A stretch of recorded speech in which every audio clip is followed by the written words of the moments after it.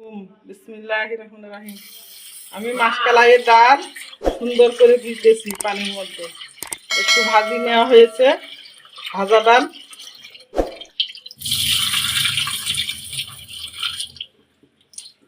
প্রেসারে দিয়ে দিলাম।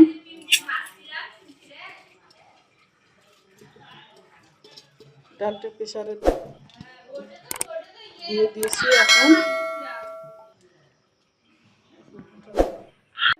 স্বাভাবিক পানি দিলাম, ঢাকনা দিয়ে দিলাম, সিদ্ধ হবে। বসাই দিয়েছিলাম প্রেসারে, এটা এখন নামাই নিচ্ছি।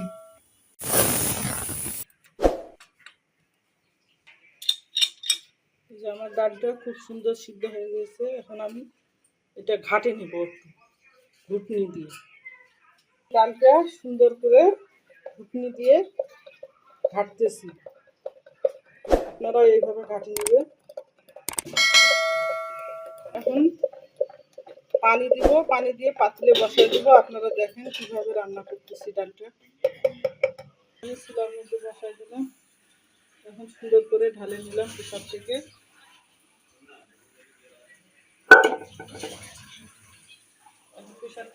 প্রেসারের মধ্যে পানি দিলাম, দিয়ে দিলাম।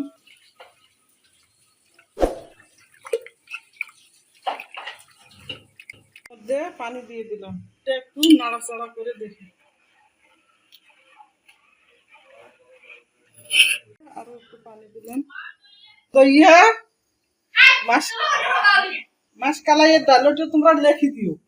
লবণ দিয়ে দিলাম স্বাদ মতো।